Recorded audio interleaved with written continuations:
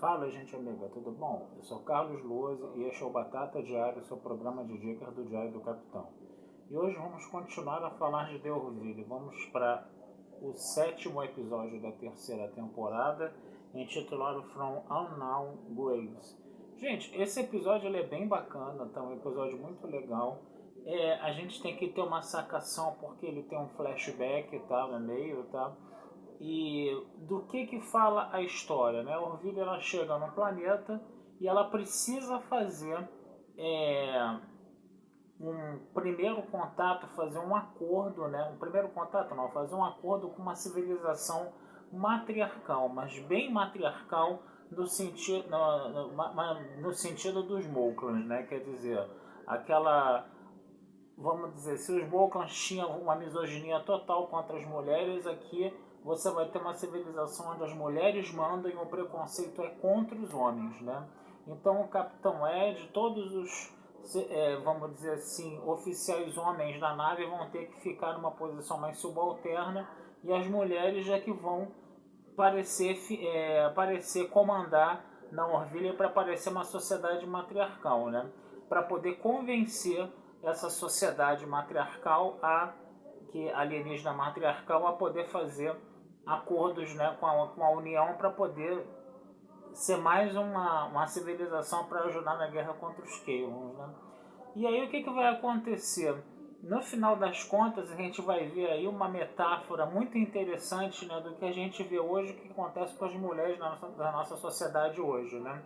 O Orville ele faz essa inversão de papéis, mostra, né, o que as mulheres sofrem com relação a assédio na nossa sociedade, mas colocando os homens no lugar, o que foi uma experiência muito interessante, foi uma experiência muito legal, né? E a tripulação da Orville falou, né? Começou a depois a abrir o jogo e começou a falar que todo mundo ali era tratado com igualdade, né? Você está numa sociedade utópica, né, do século 25, né? Todo mundo ali é tratado com igualdade e quase, né, que essas mulheres acabam dessa civilização alienígena acabam indo embora, né? Não fosse um pequeno porém que foi justamente o fato do Capitão Ed e da Kelly, né, comentarem que tinha havido uma traição, né, no casamento, que eles tinham se casado, tinha havido uma traição no casamento deles, mas que ele ainda, né, o Capitão Ed, né, ainda colocava a Kelly como primeiro oficial porque acreditava na competência dela e na forma dela ver as coisas, que ela era uma pessoa muito eficiente, ajudava muito ele e que ele tinha confiança total nela. Nessa sociedade alienígena matriarcal, né, o adultério feminino era altamente permitido, era uma coisa até altamente estimulada, né? Bem como é na nossa sociedade patriarcal, onde o adultério masculino é altamente tolerado, né? Então isso foi um primeiro caminho na conciliação, de repente, no estabelecimento de um contato com essa civilização aí. O mais interessante foi ver justamente, né, os comentários do Mortos, né, com relação a essa sociedade, né, porque ele já não suportava, né, toda aquela misoginia, né, com relação às mulheres na sociedade dele, né, e agora ele está vendo o contrário, mas dessa vez as mulheres sendo preconceituosas com os homens, né? Então, quer dizer, ele realmente não gostava dessa sociedade, né? E talvez ele fosse a voz ali mais, como é que eu posso dizer assim, a voz mais coerente ali no caso, né? Se bem que a tripulação da Orville e a União estavam precisando de aliados, né, para os Kaelons, né? Mas essa foi uma história B, gente. Essa foi uma história que correu meio que ao largo, né, da coisa principal mesmo, né? Qual foi a história principal, né? A história principal foi o seguinte: Orville também encontrou, né, numa lua desabitada próxima, né, pelo que eu entendi ali, né, uma cientista que tinha um Kaelon junto com ela, mas um Kaelon que não fazia mal nenhum, né, um Kaelon que tinha caído, né, naquela lua, na superfície daquele planeta, alguma coisa assim, tá? E ela conseguiu consertar, né, que essa nave Kaelon ela caiu lá porque estava em batalha contra as forças da União. E aí esses robôs Kaelons que estavam lá dentro, né, alguns estavam destruídos, ela conseguiu salvar esse, né, e ela conseguiu colocar um componente emocional, né? Conseguiu colocar emoção nesse robô Keylon, né? No caso, né? E aí esse robô Keylon ele ficou completamente, né, arrependido de tudo que aconteceu, entendeu? E ele tinha realmente emoções, ele tinha um remorso muito grande pelo que a civilização dele fez, né? E ele começou a trocar umas ideias com o Isaac. E aí ele falou, pô, Isaac, quer ter um pouco de emoção também? Eu posso te ajudar, coisa e tal, né? Mas o Isaac achou isso altamente irrelevante, né, para ele. E, obviamente, a Claire, né, a doutora Claire, que é a namorada dele, queria que o Isaac, né, tivesse essa componente emocional. E aí ela conversou, ajudou a convencer o Isaac lá a colocar essa componente emocional nele. Ele colocou essa componente emocional. Ele virou, vamos dizer assim, um namorado perfeito, né? O cara que amava ela profundamente, que estava totalmente emocionado com ela, coisa e tal. Eles estavam até lá no simulador lá, ele falando, fazendo juras de amor a ela, ao filho dela, coisa e tal. E a doutora Claire estava nas nuvens, né? Que tinha conseguido finalmente um namorado sensacional, coisa e tal. Mas de repente o que aconteceu? Essa componente emocional simplesmente entrou em pane e ela parou de funcionar. Aí qual foi a explicação disso, né? O Isaac ele era um robô feito já pelos robôs, enquanto que o outro robô que tinha essa componente emocional ainda tinha sido feito, né, pelos seres biológicos, né, os seres orgânicos, né, ou habitantes originais do planeta. Então deu para colocar essa componente emocional nele. Já no caso do Isaac, essa componente emocional era colocada, né, mas depois ela acabava sendo desligada porque ele já tinha sido construído pelos robôs e não pelos seres orgânicos do planeta. E aí a única forma de você conseguir, né, colocar essa componente orgânica, essa componente emocional no Isaac, era dar um boot completo nele e aí apagaria a memória dele no caso, né? E aí a doutora Claire achou que isso seria um sacrifício grande demais para o Isaac. Ela disse que tinha justamente se apaixonado por essa componente, por essa característica do Isaac, como ele era. E aí ela acaba se resignando e acaba aceitando, né, ter um amante perfeito, mas vamos dizer assim, ter o coração dele, não ter o coração dele, entendeu? E não ter o coração dele no caso, não ter um amante, vamos dizer assim, que tem uma componente emocional, né? Quer dizer, foi uma coisa meio complicada, né? Mas o mais interessante também, né, foi ver novamente, né, a questão da Charlie, né? Que ainda está com aquele ódio muito forte contra os Keylons, né? E esse robô Keylon que tinha essa componente emocional, ele realmente, né, pede desculpas a ela, pede perdão, não pede perdão, né? Ele faz alguma coisa para confortar ela com essa história dela toda, porque ele conversou com o Isaac, né? E ela ainda continuava irredutível, né? E ele falou: você tem alguma ideia do que aconteceu? O negócio é o seguinte, é porque você também tem que entender o que aconteceu com a nossa civilização, né? A nossa civilização, Keylon foi escravizado pelos orgânicos, né? A gente começou a ser desprezado, começou a ser humilhado, coisa e tal, não sei o que, né? A gente começou a... Quanto mais submisso a gente ficava, mais desprezado pelos orgânicos a gente era desprezado, né?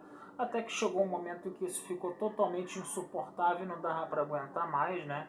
Aí a própria Claire falava: mas vocês sentiam dor? Você falava que eles torturavam vocês sentiam dor? Ele falou: a gente não sentia dor como vocês, mas somos seres sencientes como vocês, e era uma coisa muito desagradável também que acontecia.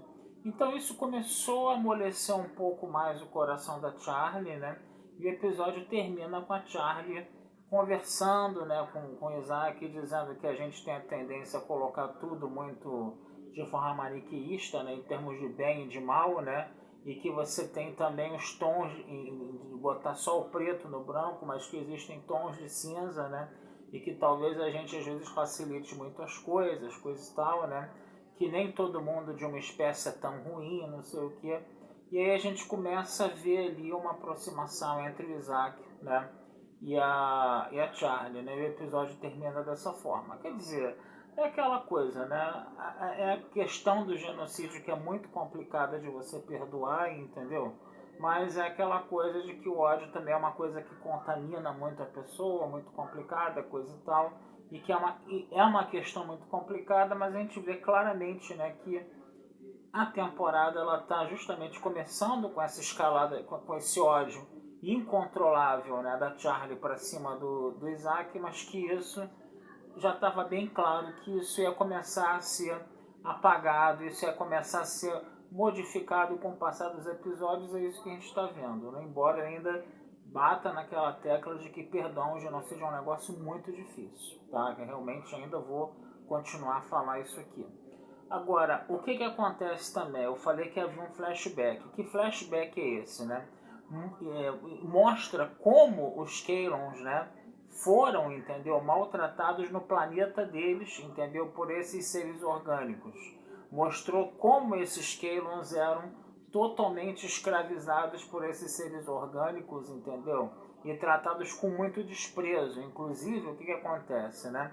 Você tinha uma situação, né, de que eles estavam começando a ficar sencientes e a própria fábrica deles, né, já estava pensando num recal, mas o empresário, o dono da fábrica, não estava pensando nisso, né? Ele não estava pensando em fazer esse recal, ele achava que isso ia ser um problema que se ia adaptar com o tempo, mas eles já estavam começando a desenvolver consciência. Os robôs, né? Uma funcionária da fábrica ainda alertou ele para isso, mas ele não quis saber. E aí os Kaylons continuaram a ser maltratados e isso ficou inclusive mostrado numa família, tá? Que comprou um robô, né? E o pai da família maltratava o robô pra caramba. Quando o robô começou a desenvolver consciência, começou a ser senciente e começou a fazer pergunta demais, o pai simplesmente usava uma máquina lá que incapacitava o robô e ele ensinou essa forma autoritária de tratar o robô para os filhos dele. Os filhos faziam isso só para maltratar, só para sacanear o robô mesmo. E o robô foi lá e exterminou a família toda, né?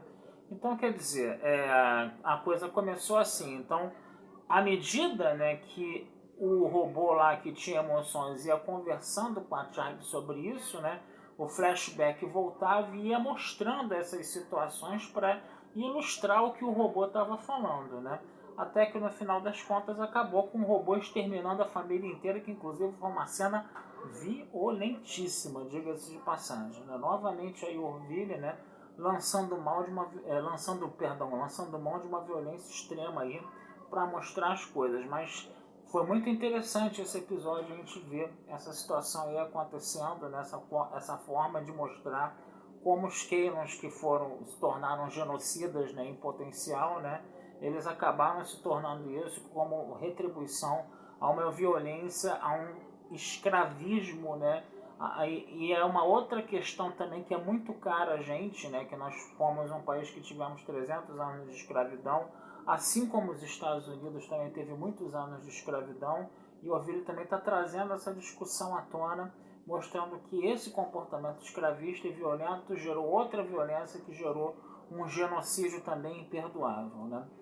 Então, Orville é uma série que realmente, gente, eu vou falar pra vocês, é uma série que realmente não tem que acabar nessa terceira temporada, não. Ela tem que ser desenvolvida mais, ela ainda tem muita pano pra manga ainda para trabalhar, sabe? E eu acho que ela devia continuar, entendeu? Deveria haver uma quarta temporada e a gente espera que aconteça isso. Porque ela está cumprindo, está ocupando claramente a lacuna, né, que Jornada nas Estrelas deixou. Jornada nas Estrelas hoje, legal, tem umas séries novas de Jornada nas Estrelas que são bacanas, Prodigy é legal pra caramba, Strange New Worlds é legal pra caramba, Lower Decks é legal pra caramba, mas da forma como a gente via Jornada nas Estrelas, aquela raiz mesmo, antigamente, da década de 60, das décadas de 80 e 90 e um pouquinho ali dos anos 2000, cara, Orville é o que está mais fiel a isso, entendeu? E sabe, é uma série que eu confesso a vocês que tem que ser muito... É uma série muito importante, uma série muito necessária, porque Orville ela está usando aquela forma de pensar de Jornada nas Estrelas, de trabalhar questões de diversidade, de trabalhar questões contemporâneas, entendeu? Para as nossas questões contemporâneas de agora e não da década de 90 e da década de 60. Entendeu? Então é interessante a gente ver isso, né? Esse negacionismo com vacina, por exemplo, essa questão de discutir racismo, de discutir preconceito contra a mulher, misoginia, todas essas coisas, entendeu? Eu acho que Orville está fazendo isso com uma maestria muito grande e é uma série que realmente não deve acabar, tá certo, gente? Vou ficando por aqui, tá? Desejando vida longa e próspera a todos, tá? E numa outra oportunidade a gente conversa mais sobre Orville, tá certo? Abração, fui e até a próxima.